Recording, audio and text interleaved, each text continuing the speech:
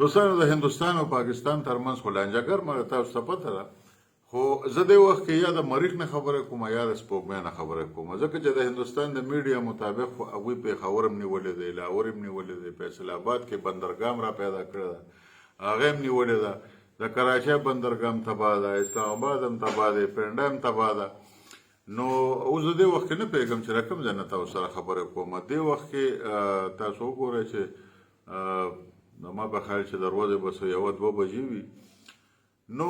بېګا د هندوستان میډیا ټول پاکستان تباه کړی دی او ټول پاکستان یې نیولی دی خو چې سر را پاڅېدل نو بیا ورته پته ولګېده چې لکه دا مونږ په کوم ځای کې لګیا یو نو دونه دروغ نه ویل پکار که نه چې بیا ورپسې ته 15 د اعظمۍ ګولۍ وخورې او هغه ستا نه ازمېږي نو لږ احتیاط پکار دی که صحیح خبره وکړو نه دا چې د هندوستان او د پاکستان ترمنځ ټیک ته چې لانجه روانه ده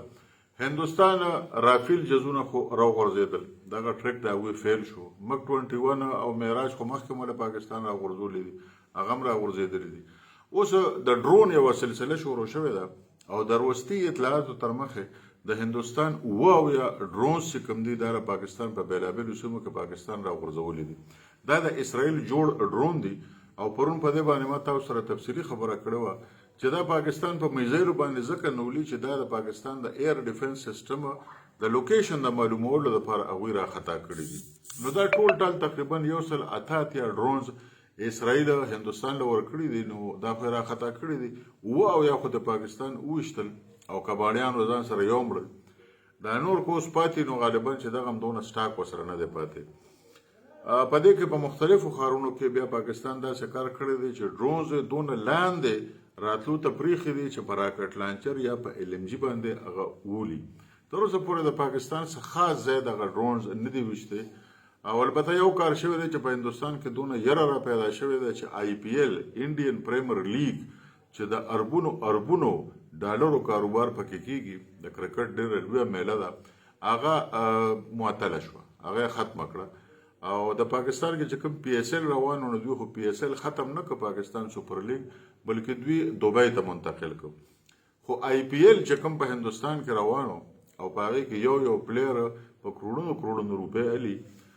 آی پی ایل معطل شو د جنګ لومبۍ نقصان خو هندوستان ته دا ورسېده چې دا د کروڑونو ډالرو دا ټورنمنټ چې کوم دی نو دا په منځ کې پاتې شو او ټول لوبغاړي هغوی ته وایي چې موږ د هندوستان نه وځو درمشال ډېره لرې ده خو بیا هم هغوی دغه ځای کې میچ بېګا منسوخ کړه او نن یې ورپسې آی پی ایل هم منسوخ کړه او چې ختم شو آی پی ایل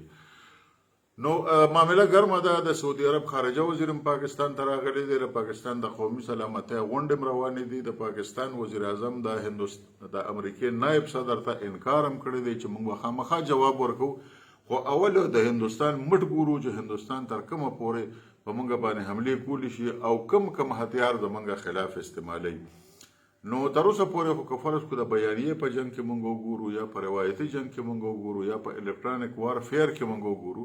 یا په هوایي جګړه کې موږ وګورو نو د پاکستان تله پدرانه ده مخکې به کتې شي چې څه کېږي خو یوه خبره او یوه مطالبه د پاکستان قوم لري چې په بهاولپور او آزاد کشمیر کې چې کوم ماشومان وژلي شوي دي د هندوستان د میزایل په حملو کې د هغې بدل به اغشتل غواړي